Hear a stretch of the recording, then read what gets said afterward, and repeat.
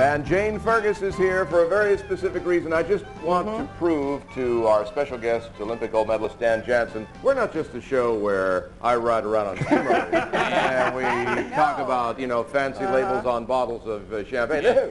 This is a show that educates and informs, Dan. Very serious stuff. That's right. On Monday in Iowa, Pat Buchanan might not be smiling as much as he was from the Louisiana caucus. And arguably, Bob Dole might not be smiling as much as he's been lately as well. It's because of the Iowa caucus. And he smiled? When did that happen? Yeah, I think we actually have a photo of the single... Is he smiling? We've got photos. We asked for, what, 8 by 10 color shots of each of the candidates. Right. And this is what they sent us, this clearly the hodgepodge. color has drained out of some of their faces. The Iowa caucus, different from a primary. Right. It's different from a primary because in a primary you just simply go in and cast a vote. It's kind of anonymous. But in a caucus you should think of it more of a town meeting where you get together with your neighbors, you talk about who you want to nominate, you talk about what issues you want to put on your party's platform. And it's really informal. You have it in community centers and in private homes and in schools. But Legos are not actually... Legos are right. There's no Coliseum in Iowa, but they do have different community centers where they can get together and talk about the issues. They being any registered voter? Well, you can. There are different people. I'm going to actually tell you about who's going to go to the caucuses later, but it's small. It can be anywhere from 20 to 200 people. All right. Over here, we'll talk about Iowa. Hello, Matt Henry from our visiting family. They're going to have over 2,000 caucuses in Iowa, and they have a population of 3 million, 1.6 eligible voters, and they're expecting about 250,000. And you were asking before, who gets to go? They try to keep it really simple. They want to encourage people to show up for this. All you have to do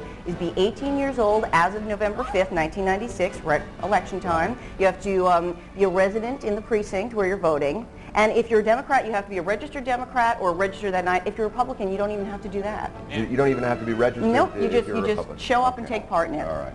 The night of the caucus, they start at 7 p.m. on Monday night. The night of the caucus, everyone gathers around, and they have 3 things they need to do. The first thing they need to do is they have anonymous voting to see who they want to nominate. Decide who wears the silly hat. So who are you guys voting for? Okay, see, I knew Bob T. Puppet. He's the man that everybody wants. But you have our 9 Republican candidates here, and we're concentrating on the Republicans because our incumbent, the Democrat, he already gets the nomination. Right. He's a shoo-in, so we concentrated on the Republicans He's here. unopposed. Right.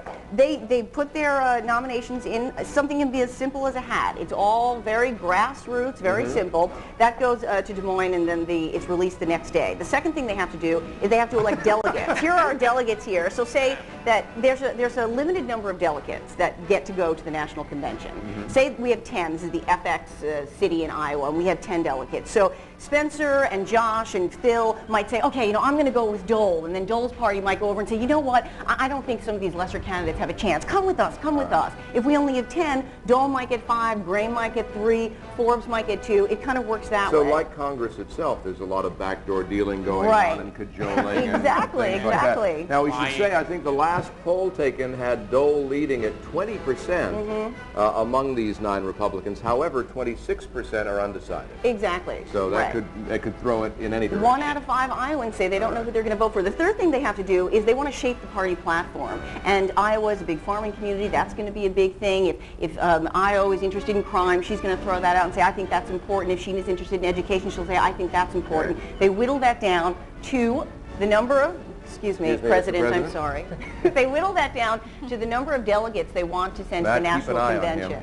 Of course, all over Iowa, since there are so many precincts, they're going to have thousands of delegates. That's way too many. They go through a whittling down process here from the precinct, county, district, down to the state convention, which is like the final cut to see who gets to go to the national convention. And that happens in... That happens, the national convention is in the summer, it's in August. The final cut is in June. All right. The things you should remember is that the reason it's so important is because this is the first snapshot, the first legitimate snapshot we have of how the heartland is thinking. And the media picks up on that and says, who's the winner? Oh, he's going to be good, he's going to be bad, he's doing well. Forbes is trying to lower expectations by saying he'll be happy with the 4th place finish. Right. He'll likely finish higher based on current polling. Dole really needs to pull us around. And because Kansas is his hometown, he really needs to do well. But Forbes should not be so happy about a 4th place finish, because then you should remember on Tuesday when the results are coming in, is that no one who has finished lower than 3rd has ever gotten the nomination. So look for that. And then the following week? the New Hampshire primary. That's right. Hey. It's heating up. Thank you, Jane Fergus, taking us Yay. through a bird's eye view of the Iowa caucus. Lori? Do we know where the National Party Convention is this year? Yeah, they have the There's, two sites already picked. Chicago, Democrats are in Democrats. Chicago, Republicans are in San Diego. Because the Democrats have had such luck with Chicago in the past. Yeah. Big shoulders. Yeah. It dramatically affects the city that it's in for the week anyway. Want to go